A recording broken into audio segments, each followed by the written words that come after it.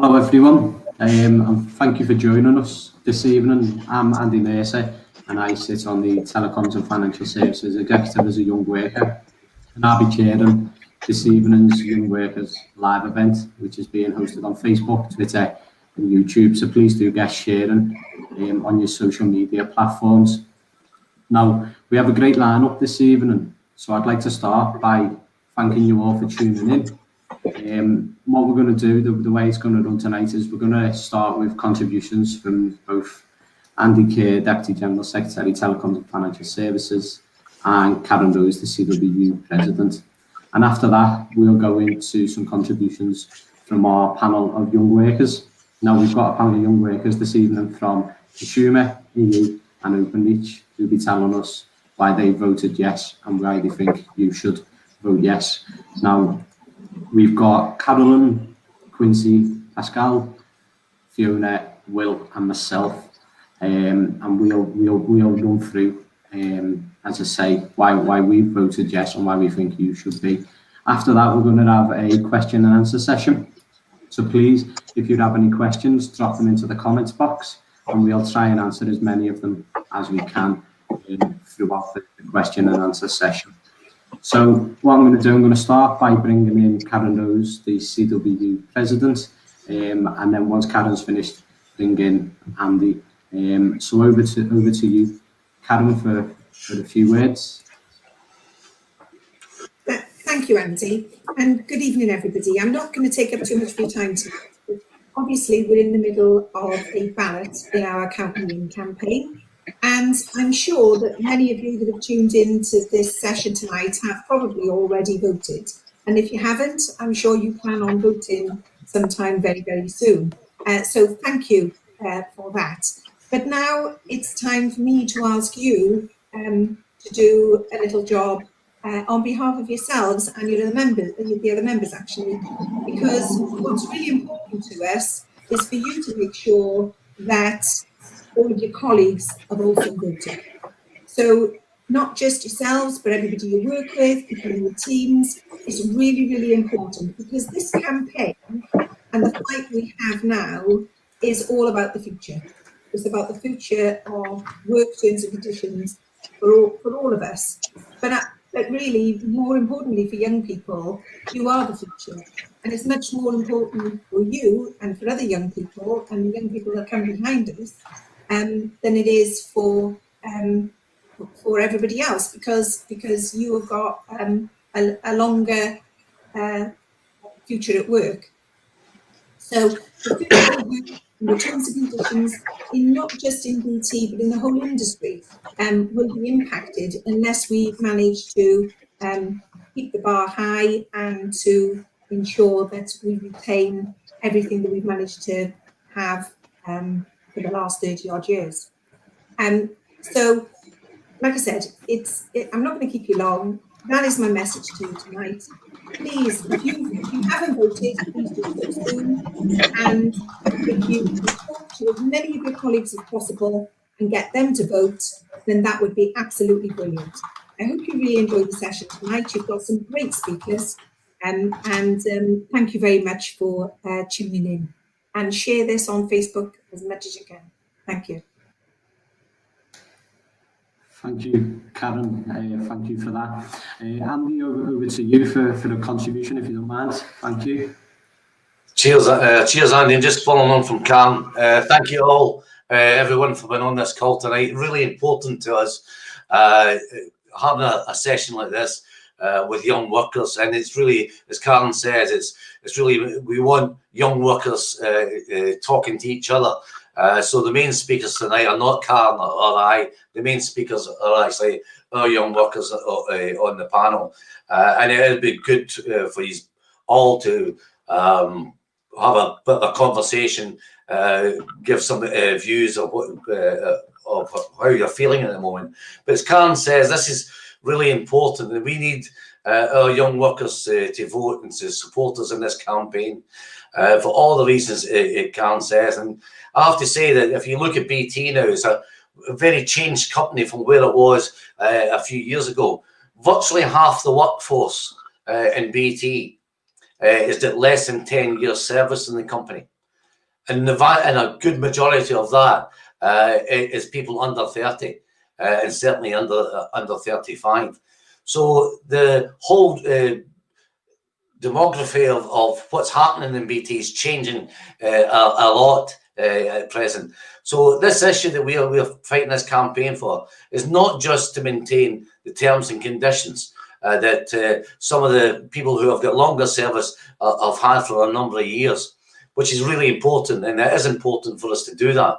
But it's also very, very important for us that we make sure that we not just maintain it, but we're able to move forward and improve when we can the terms and conditions for our younger people going forward. And if we lose this campaign, if we lose this fight with BT, that will never happen. So this is equally as crucial to you, anybody of your age group, as it is to people of a much older age group. And we would really want everybody to vote. And as Karen says, probably most of you already have. But speaking to your fellow work colleagues, encouraging them to vote. We need to give BT a bloody nose over this. We need to give BT a real message that we're all sticking together. This union is not about me. It's not about Karen Rose. It's about us, the members, all members of this union. And we will stick together and fight. And nothing will give me more pleasure than anything else is going in to BT in the next week or two with a massive turnout in this ballot and a massive yes vote. And I'm absolutely clear that we can do this. We can do it together if we all work together. So there is a lot at stake here. Say for older workers, but also for all workers like yourselves. We understand that your aspirations are different, starting out in life, starting families, etc. This is a crucial period in your life, a crucial period in your career, potentially in BT. And if we do not manage to get BT to turn and change the direction at the moment, it is going to be really, really bad for you, for everyone in the future. So let's stick together. Let's all vote. Please go out and speak to your colleagues as much as possible. This is a crucial, crucial vote for us in the CWU. I've got every faith in young people. I've got every faith that you can do this and help us out in this area.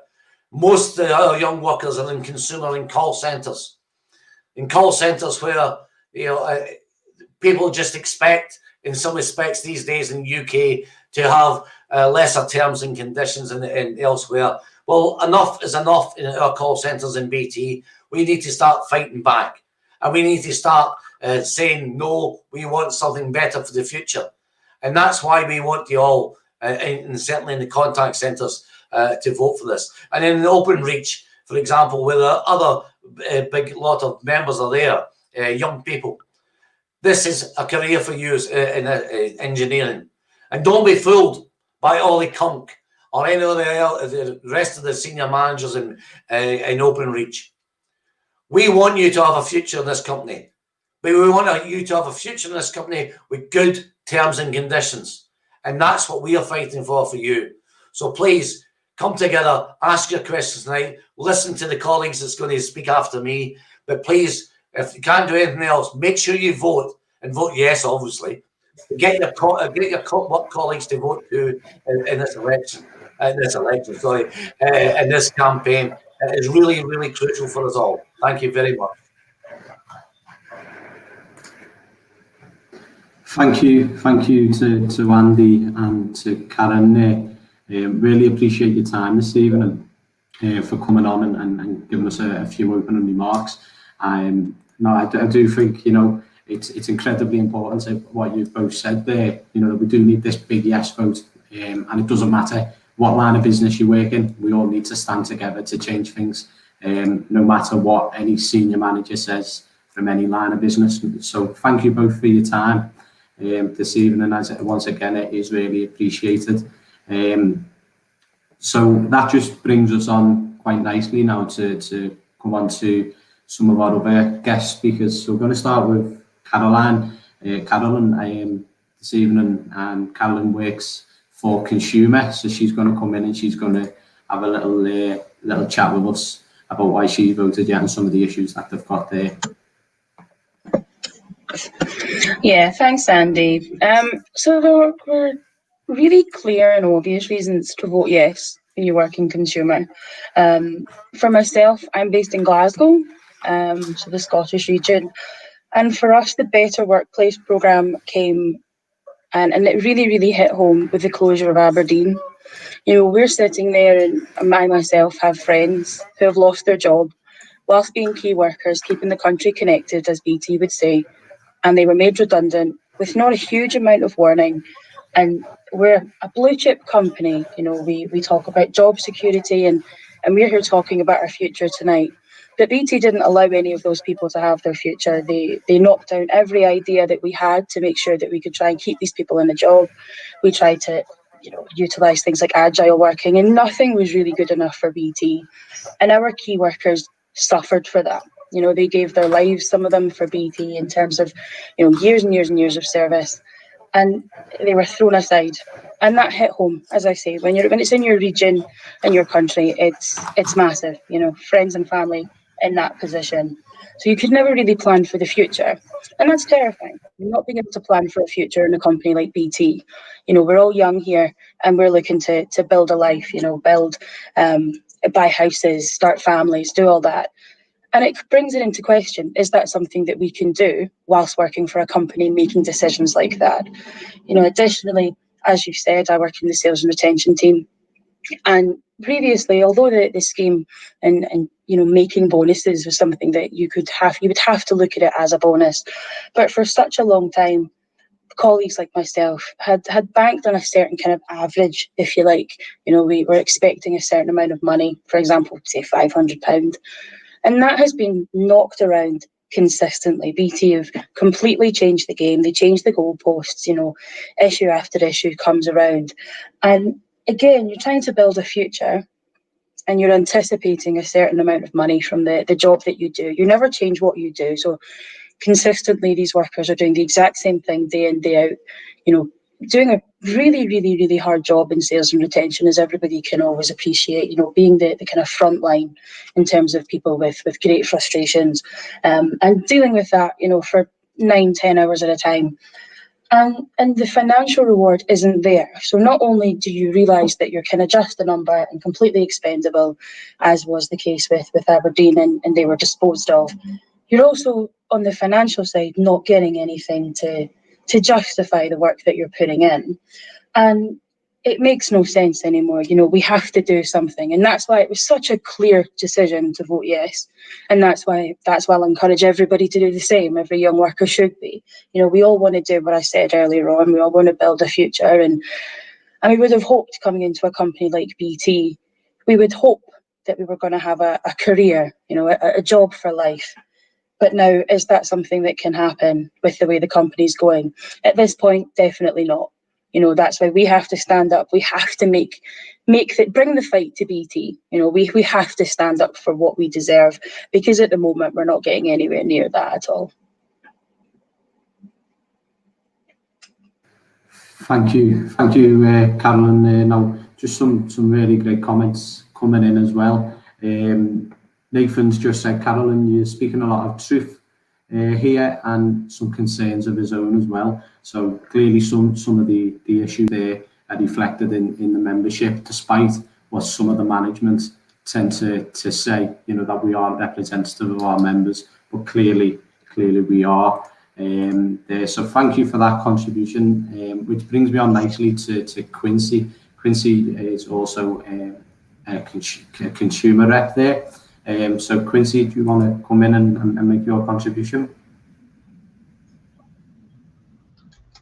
Yeah, thank you. Yeah, I'm based in Newcastle for the Time Wear clerical branch, and I work in the kind of service help sector of consumer call centre. I mean, carrying on from where Caroline's saying, you know, people are telling us that, you know, we don't have plans for the future, but that's not true. You know, BT has taken away our ability to progress and develop in the company. You know, kind of mimicking what Andy said as well. You know, BT used to be a place you had a job for life where you can nearly progress in any role.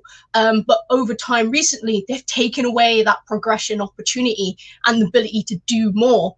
And this lack of opportunity not only takes away our self-worth, but we're losing money as well. You know, previously, for example, let's say for help, between a team member 1 grade and a team member 2 grade is nearly $4,000 per year. That's the difference. So taking away that progression, that means people can't kind of go up that level. And this is the difference between being able to maybe save a deposit for a house, trips away abroad, maybe saving up for a new car, you know, a trust fund for children's education, and much more. You know, you can see a range of areas where staff are not having the opportunity to upskill. It's not just in consumer, it's in other sectors of BT as well. And with that, the pay uplift. You know, BT expects staff to do more for less pay. And you know what? We're a workforce that's capable of more and can do more. And, you know, you think, why isn't BT investing in its staff?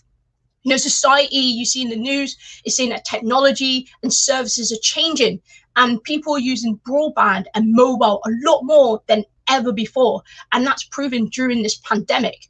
Moreover, it's important now for BT to ensure that staff are upskilled to deal with the demand of the population, whether in call center, whether out in the field, or whether supporting, you know, residentials or even businesses. You know, we as staff deserve to plan our future, to have the opportunity to gain more for ourselves and for our families.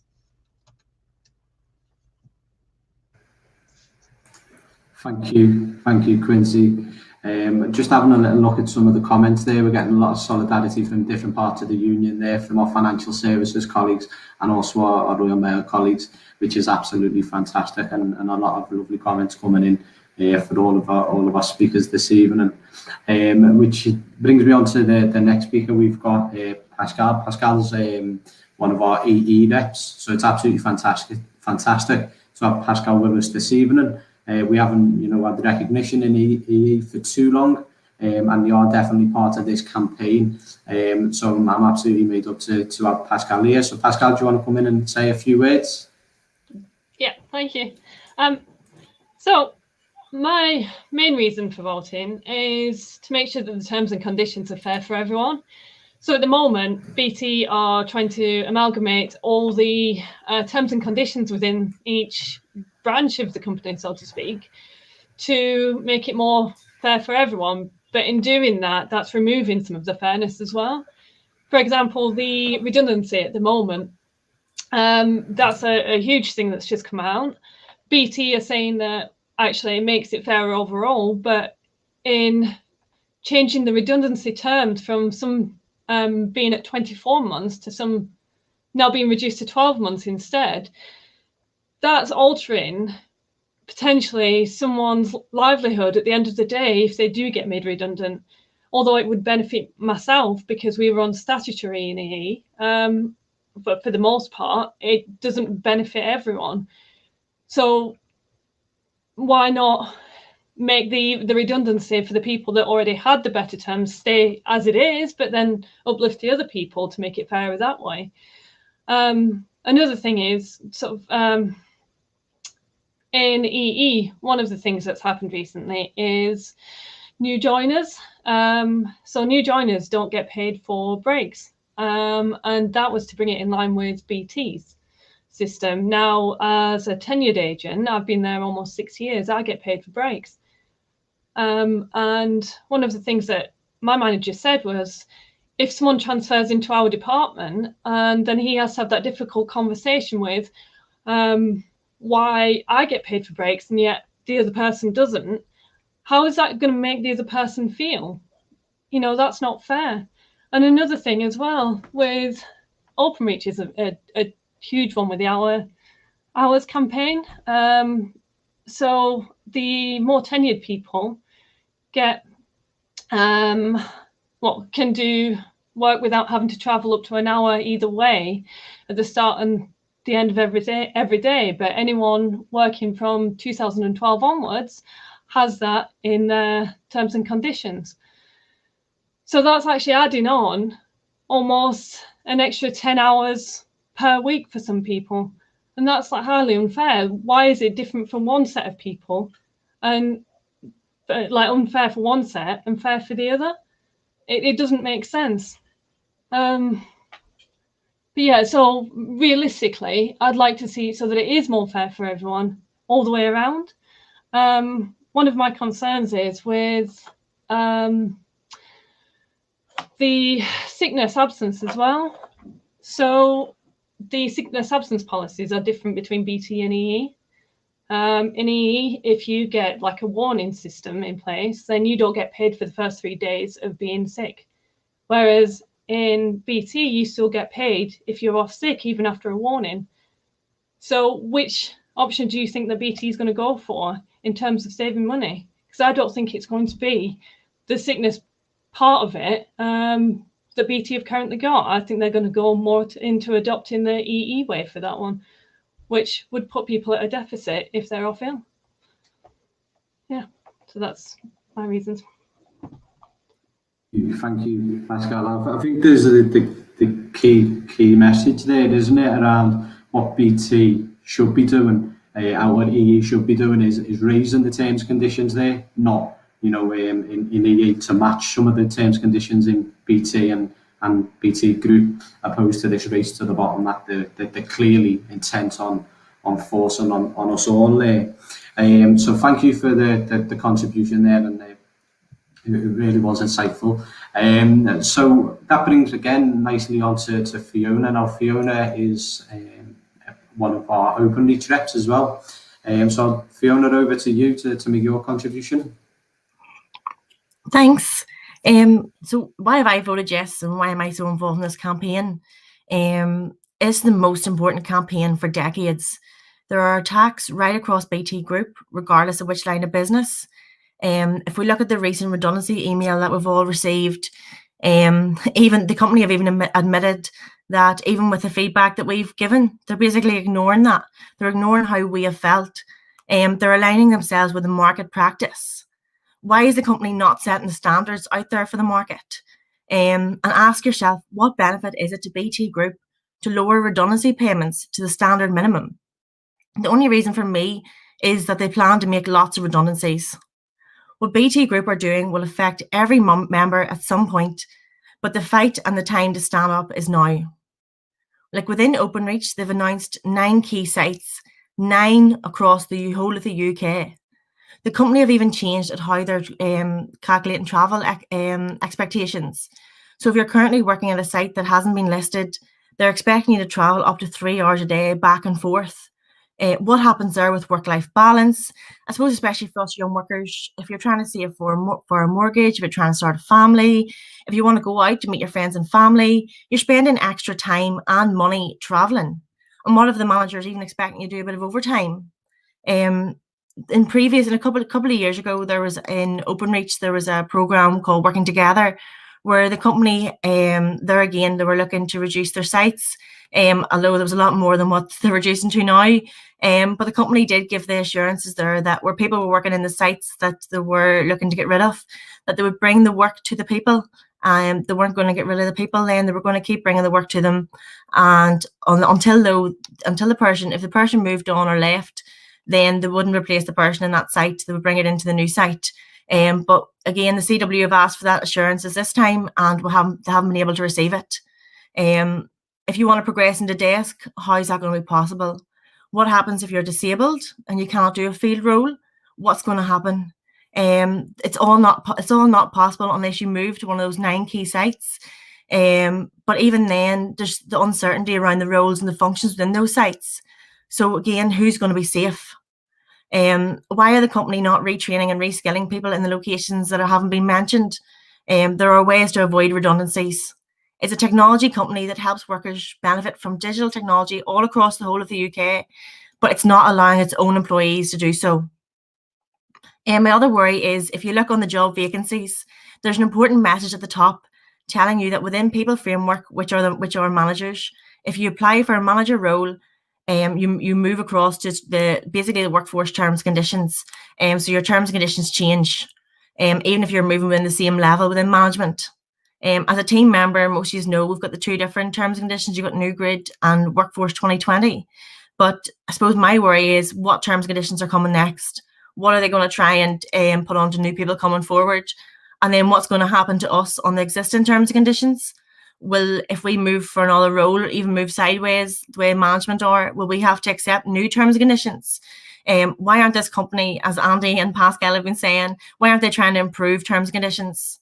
Yes, I do know that it's scary standing up, but we don't want to be targets for the company.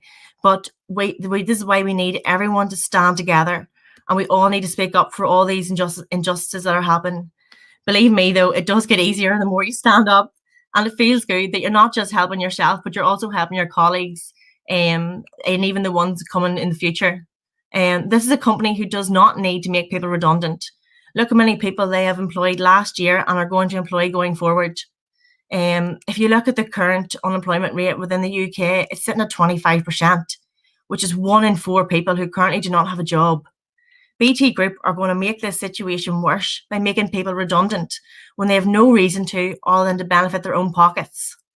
I suppose this is why I'm trying to encourage everybody to get involved in this campaign as well, because I personally didn't realise all the union can do and all the great work until I got involved. The union is everyone, so spread the word, speak to your colleagues, and I suppose most importantly, get involved. Thank you. Thank you, Fiona. Another really, really great contribution there, really hard-hitting. Some more great comments coming in. If anyone does have any questions, we've got a few there, but we can certainly see if we can fit more than 11 later on. I've got a few noted down. Just get them in the comments box. We have had one comment come in there from David: no future, no job, support the CW and vote yes, and I have to agree with him 100%. Now I'm going to bring Will in. Will's another open reach rep there, or one of our open reach reps. So Will, over to you for your contribution. Cheers, Andy. The reason why I voted yes was actually really quite easy for me. It wasn't a hard decision.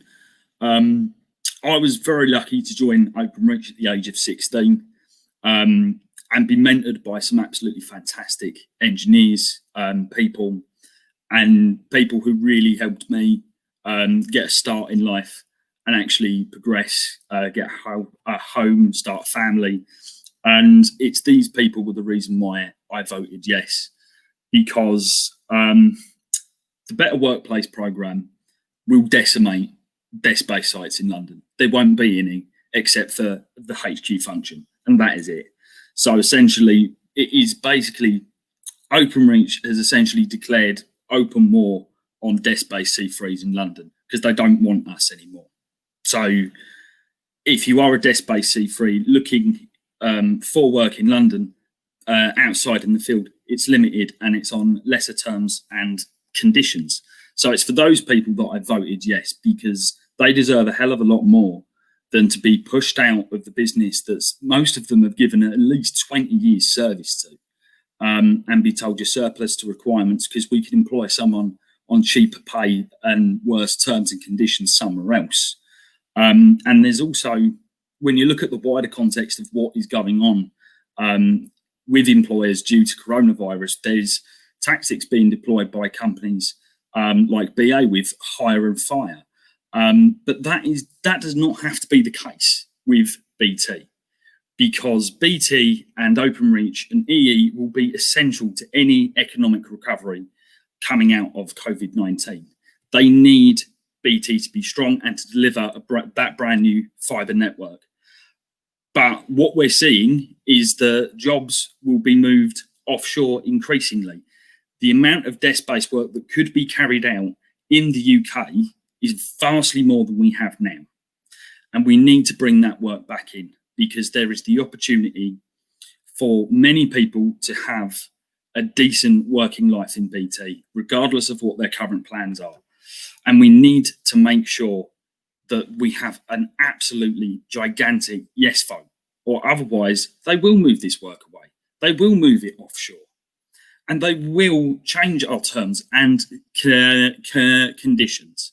Now, we've heard about the changes to the redundancy terms and conditions, and if we let BT get away with mass compulsory redundancy in the desk now, then what do you think they will do to the field when FTTP is live? Because when it is live, it will need significantly less guys out in the field to maintain that network. So do you think if they can give you the option of giving you the boot nice and cheap, do you think they won't do it? They absolutely will. You need to vote yes for your future, whether you're field, desk, EE, consumer, no matter what part of the business you work in, you need to vote yes now.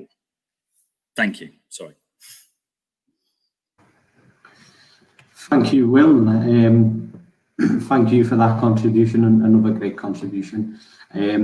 So I'm just going to say a few words myself before we go into the question and answer. And we have got a few questions in already, but if anyone is sitting there, wanting to ask a question, feel free to get it into the question box, and we'll certainly try and get through as many as we can. Now, all of these issues that we've discussed here this evening and throughout the last few weeks around this campaign affect every single one of us. And a lot of them affect us as young workers, and potentially have a potential to impact us a lot more. Now, it's time that we do make a stand, and we do stand up for ourselves. We need to speak with our colleagues and ask them to vote, but ask them to vote yes. Now, some lines of business are saying that they've got no intention of making people redundant, but every line of business are changing those redundancy terms. Now, what does that tell you? The cynic inside me, I think, why would you be changing the redundancy terms unless you plan on making it cheaper for yourself to make people redundant? That's what the plan is in my mind. And I might just be being a little bit cynical there, but why would they change them? Why not bring our colleagues in EE up to some of the standards that we have in BT and other lines of business as well? Now, there are some senior managers in this company who genuinely do believe that the CWU doesn't speak for you, our members. Now, by voting yes and getting your colleagues to vote, it'll show those senior managers in all lines of business that we are speaking for you. And it sends a clear message around all of the subjects and all of the issues that all of the other panelists have gone through this evening. Now, we as young workers can make a stand, not only for ourselves, but for our colleagues who have had years and years in this company, and for people who are yet to even join the company, and ourselves. And hopefully, if we do stand up and we do make a stand, we'll have a career for life in BT, like people have had before us, and like some of these senior managers have had, even if they do like to say there's no such thing as a job for life. Well, there was a job for life for them in BT Group. So there should be a job for life for each and every one of us if we want it. They just seem desperate. They really do seem desperate at the moment to drive our terms and conditions down in this race to the bottom. So get those ballot papers returned, everyone. If you haven't received your ballot paper, get in touch with your local branch and we can get one sent out to you. It is vital. Your local branch will be able to get a ballot paper sent out. As I say, if you haven't got it, so it is vital that you get in touch with them, and we can get everybody included, because we do need everybody to be included. Everybody's got a voice, and we should all use that voice. So that's probably enough from me. I've probably went on a little bit too long there. Sorry about that. I'm a little bit nervous. So we're going to go on to some of the questions and answers. So I suppose, do you know what? We'll start with me. Why is this so important for young workers to get involved in this campaign? Now, I suppose that's a question I could ask of a number of you. I'll start with you, Fiona. Why is this so important, do you think, for young workers to get involved? I know we've probably actually already discussed a lot of that, so it'll probably be quite a brief answer. I suppose it is, but it's to make sure that we have a job for life, as to make sure that people coming forward to come in and they have good terms and conditions, good wages, and they're not going to be scared of what's going to happen next. There's a lot of uncertainty, I suppose, out there at the minute between all lines of business and what's going to happen. I know I've said this story before, but it really resonates with me, as what made me whenever it was one of my first union events that I was at, where it was an MP actually told a story about granddad giving his grandson a stick to break over his leg, and he's able to break it no problem. And then he gave him a bunch of sticks and said to try and break that, and the young boy couldn't break it. And the MP was saying that the granddad was telling the young boy that's what unions are. They're strength in numbers, and it's harder to break. I just think it's a brilliant example of why we need to stick together, and why we as young workers need to show why it's what our true feeling is out there, to show management what it is, why we feel so angry and annoyed at what the company's actually trying to do. That it's not just the older generation that are annoyed and angry, that it's us as well, and that we're not scared to speak up, and to get the terms and conditions that we need, and about the redundancies, that none of that will happen, and the BT will sit up and listen to us and actually realise, and management will realise too, that it's not just coming from the CWU, that it's coming from its members and its employees. Thank you for that, Fiona. It's appreciated. So a couple of questions are actually coming in at the moment on the travel time, the PTT campaign, and asking what's happening with that. So Will, do you want to have a little go at that, and also Fiona? I know you are both and myself, we can probably all try and answer that between us. So Will, do you want to come in first and give a little bit of an rundown on that? Yeah, the PTT, we have tried and we're continuing to try. It's not something that was left, but it's one of those issues that has become a part of a wider campaign. There are lots of issues which have all mounted up, and PTT is still a leading issue within that. Thank you, Will. I don't know if you got anything you want to add on that, Fiona. I know that you've been working on some of the Open Reach issues yourself on the Open Reach national team there. So I don't know if you've got anything you want to add at all. Yeah, I suppose it's just that I'm lucky enough to be on the CW Open Reach national team and be involved in some of those discussions. But as senior managers just keep telling us that the noise isn't out in the ground. But it's only the CW that's coming back about with the RR's campaign, and it's the CW that's complaining about the travel time, and it seems to be just a CW issue. It doesn't seem to be a members issue. So I suppose we know that it is a members issue, and that the amount of feedback that we're getting as a CWU, so that's why we really need to have you on the ground, complaining to your managers, complaining to your senior managers, really saying about the travel time, and saying about how unfair it is and how it impacts you, because we need to get the noise in the ground. And again, that relates back to this campaign and why we need to get the noise in the ground for the Count Me In campaign, so the managers know that we are being serious about this, and that again, it's not just a CW issue, but it is actually their employees' issues. Thank you, Fiona. And we've got a question there, and apologies if I'm looking at a different screen there, just so I can get through some of these questions. So Quincy got a question for you there. What can the union do around some of the, and Carolyn, actually, both of you probably be able to chip in with this one. What can the union do to fix my bonus in consumer? Because I know we've had some issues there. So Carolyn, do you want to go first, and then Quincy, do you want to have a little go at answering that one?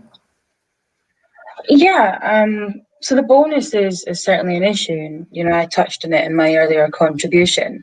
There's been so many changes around bonus, and things change from week to week. We see it all the time where BT, due to their forecasting, will make targets in advance, and then things will happen, unexpectedly, as I'm sure we can all appreciate, things like COVID and systems going down in a telecoms company, which happens all the time. And so things get changed retrospectively, and then we put in a kind of flawed contingency plan in the background. But it's something that, as kind of Will touched on with PTT, it's been something that's kind of been brought in to the overall campaign, because we're so aware that it's a problem. It's something that gets fed back locally constantly, and has been kind of brought to the table a lot higher up as well. But it's something that, I guess in a similar way with PTT, I mean, these are all kind of issues that affect us day to day, but the company think that it's just us, I guess, whinging about something else, when really it's not. These are the livelihoods of people. They base things off, and they kind of make their life around these things. But it's just another kind of string to the bow on the Count Me In campaign, because we're looking at making sure that grading is fixed and the new contracts are fixed. Because as we all know, everyone coming in now to the company in a TM1, they're on unagreed terms and conditions. So it's just another thing to further the argument that we've got, that the company are just bashing on with things that we've never agreed to, that we know are not in the best interest of our members. And yet the company think it's completely okay. And I remember I was on a kind of call with Nick Lane himself, when I questioned him on his race to the bottom tactics, and he said to me, he was like, you would do the same.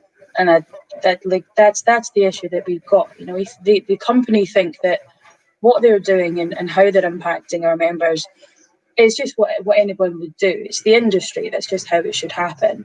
But again, this is a company who continuously market themselves as the best. They brand themselves as the best. They look at their adverts for things, and they talk about being the premium product. But they don't want to pay a premium wage. They want to have premium staff without paying a premium salary. But as I say, it's something that we're aware of, and it is something that is part of the wider campaign, because we know what our members are worth. It is certainly a lot more than what they're getting paid, especially on the bonus front, which has been completely decimated by BT in recent times. Thank you for that, Carolyn. And Quincy, have you got anything you'd like to add on the back of that contribution there?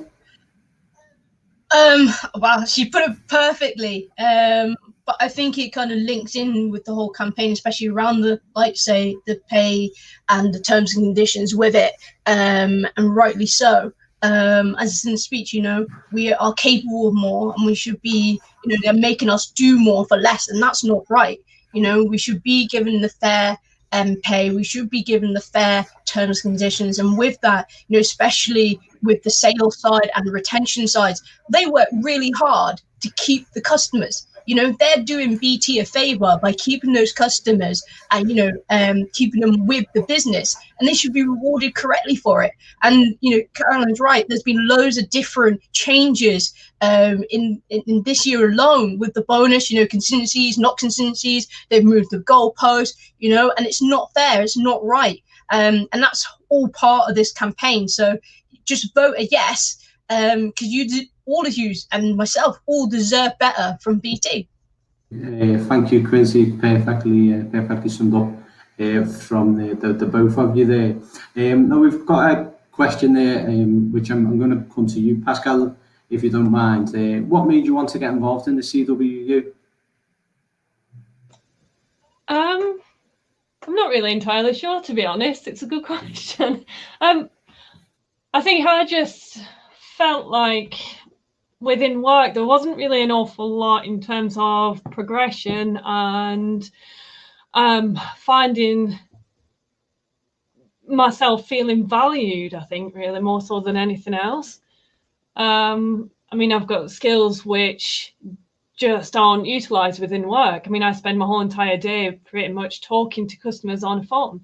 Yeah, I can talk, but I can also do other things. I'm really good with computers, but I don't get the opportunity to do anything like that within work. But being involved with the union gives me a chance to, I guess, better myself for one thing, but also use my brain more as well. So that's why I wanted to get involved with the union as well. But also on top of that, I found that actually being involved with the union is actually making a difference, and it's actually giving people information that we otherwise would be completely oblivious to if we'd just carried on without a union being there. Yeah. Thank you for that. And I certainly have to agree. It's all about making a difference, isn't it? Now we're getting we've had quite a few comments there around not receiving ballot papers. Now I can't impress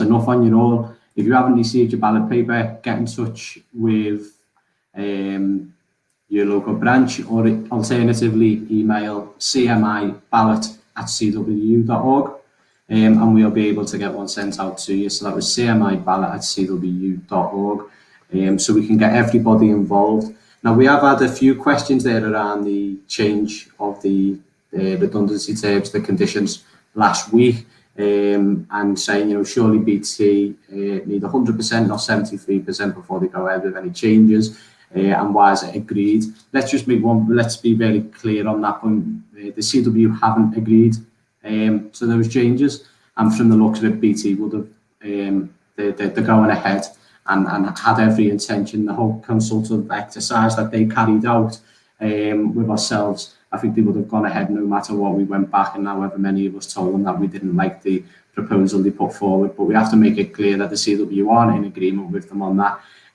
We definitely aren't, and it's all included, as part of this Count Me In campaign. Now, we've had some questions in there of what does a consultative ballot actually mean. So Will, I'll come to you, and then if anyone else wants to supplement as well, as we've done all throughout. So Will, I'll come to you there. What does a consultative ballot actually mean? Right, so it's not to be confused with a legally binding ballot, which is regulated by the Trade Union Act. So a consultative ballot is a ballot that is run by us, the union, and it's run in-house. So there aren't as many restrictions as to how we run it. But more importantly, it gives the union the clout to come back to the employer and say, this is how many of your staff are willing to walk unless you start treating them better.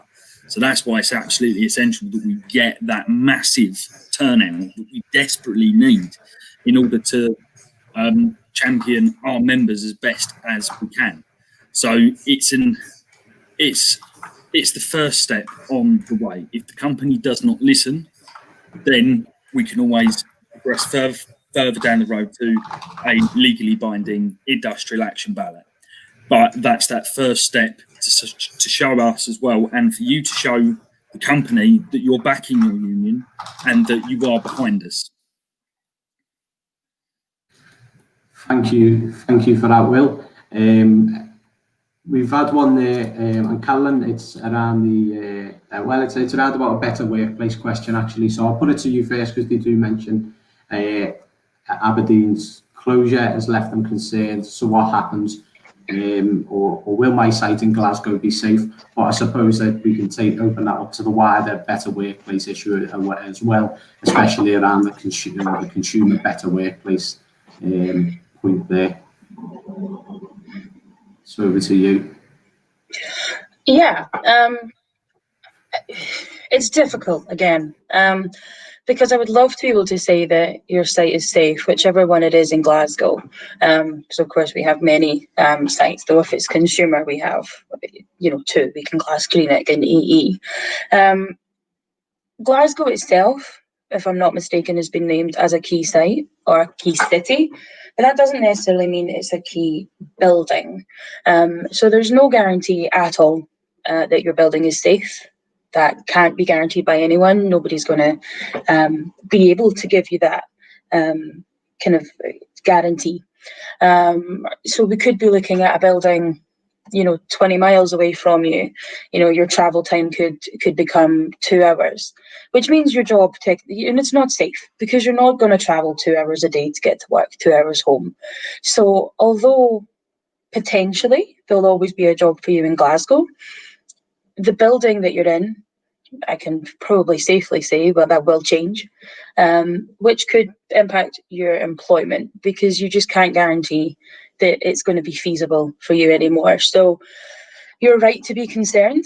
And I guess it's a case of kind of waiting and seeing, because unfortunately we don't. And the company, anytime we press consumer as a consumer team, I know that when they ask the question, and when Nick Lane is continuously pushed, he says things along the lines of, I don't make that decision, I can't possibly know. And when you're looking at managing director of consumer, who is quite openly saying he has no clue. But, he said the same thing about Aberdeen, and then within the week, BT was announcing that Aberdeen was closing. So it's very, very difficult for us to know anything, because they are deliberately hiding it so that our members can't be prepared. They can't make, contingency plans for themselves. BT love a good contingency plan, but don't allow our members to do the same for themselves for their own livelihoods. So, yeah, I wish I could say that you're safe and that everything will be all rosy, but unfortunately it won't be. Thank you. Thank you for that. Thank you for that one. So we've had a question come in there, and I'll put it across to you there, as it's about London waiting. So why is London waiting not increased at all in relation to inflation?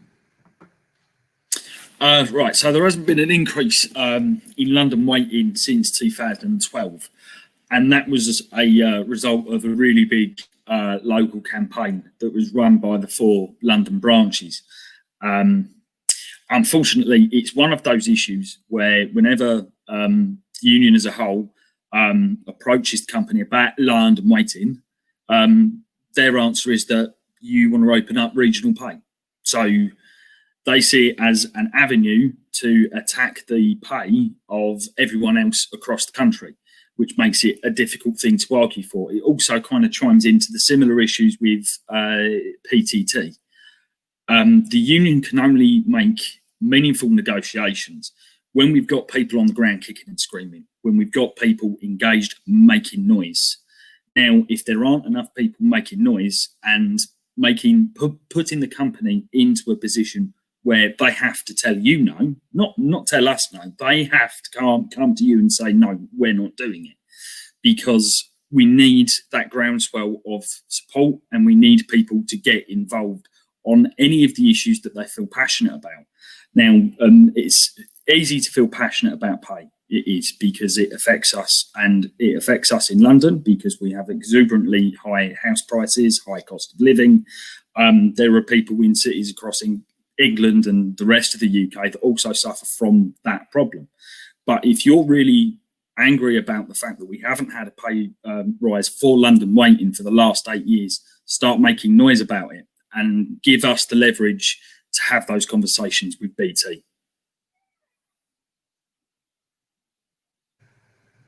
Thank you for that, Will.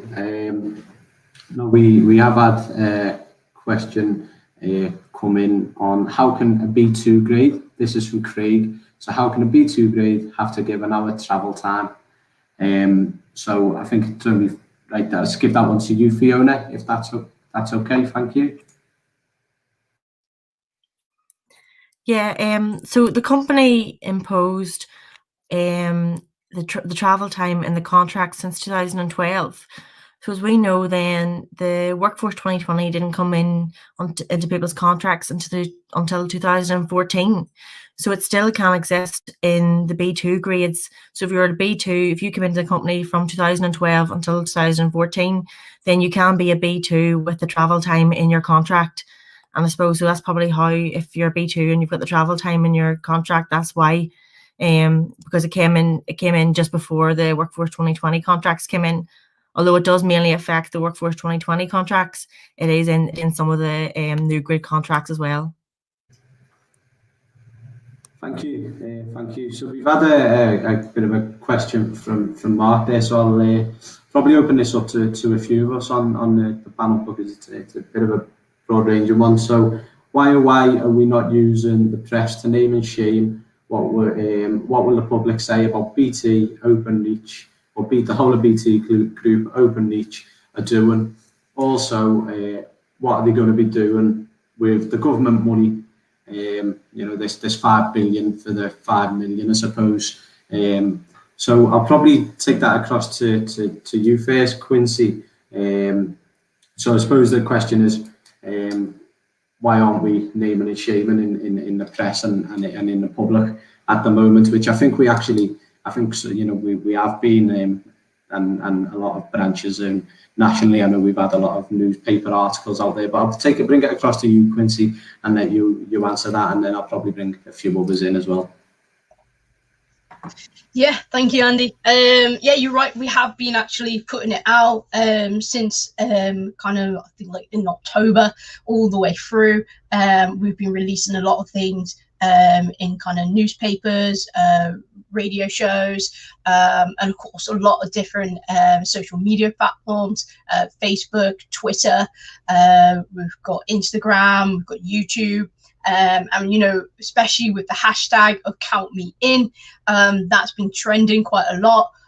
We've been getting a lot of support kind of from the from kind of MPs in different areas of the UK to kind of retweet and also send kind of letters in and to raise the concerns as well. So we have actually been pushing it and making sure that everyone's hearing about it. So because we do want them, we want the public and we want everyone to know what BT is doing, because it is such a big company, and this is where other companies are going to be looking to, because BT is meant to have, you know, best practice. They're meant to be something that, of course, is British telecoms. And as mentioned throughout this whole conversation, you know, they are putting work back to offshore. You know, there was the whole push and plan that they were going to bring jobs back to the UK and be all UK based, and they were really priding themselves on it. And then a year later, they're saying they're going to move it across back to offshore. And I think when you look at that kind of promises, you look at them kind of turning their back on the British people, and especially with this pandemic, which has already been highlighted, where they're taking roles away from the British people and then moving it offshore. It's not right. And you know, we have been highlighting that, and you can highlight that as well. If you're not following us already on the different social medias, do that and talk to your colleagues, talk to your friends, get them to share. They don't have to be working for BT to share the information. We want this to get out. We want BT to be ashamed of what they're doing to their workers, what they're doing to you. Thank you, Quincy. And I think that's a key point there, isn't it? You know, whether it's the, as Will just informed me there, you know, the 5 billion down to 1.5 billion in the Tory spending review. So who knows what they'll change their mind to next anyway, this government. But the key point there is, you know, they're getting a lot of public money, and they're moving a lot of work offshore, and moving a lot of work out to contractors as well, which is a massive issue, which we've seen with some of the FTTP work, you know, the flagship product for Openreach, and they're looking at contractors doing a lot of this work. It's all around that race to the bottom, isn't it? And a lot of this is going to be it's going to be publicly funded. I'm sure BT Group and Openreach will say they're putting a lot of their own money in as well, but the fact of the matter is we are key workers going through a pandemic, and it doesn't matter which company we're working in. Every company is affected at the moment around a lot of the offshoring issues, and we are seeing, you know, companies lose their, you know, jobs lost in all sorts of places, and BT really don't need to be adding to that. Now I'm just looking at the time, and I know we said we'd only take up around about an hour of everyone's time this evening. So just a couple of key messages there, especially on the if you haven't received a ballot paper, it is essential. We do want everybody to receive a ballot paper. So if you haven't received one, either get in touch with your local branch and they can sort it, or even send an email across to cmiballot@cwu.org, and they can arrange, or we can arrange at headquarters to get a new ballot paper sent out to you. So before we end tonight's session, I just want to say a big thank you to all of the panelists and the guest speakers, you know, Andy and Karen that were on earlier, but also to all of the people at CWHQ that have helped us with this. You know, it's been incredibly nerve-wracking, I think, for all of us. So thank you to everyone, and thank you to everyone for tuning in, giving up an hour of your evening. Now, please do remember to use your vote yes, and send a clear message to BT, Openreach and EE that the CW do speak for you, and that we do want change, and we want the company to change their approach and their management style of what they've adopted over the last couple of years. Now stay safe, everyone, and thank you for tuning in. Thank you.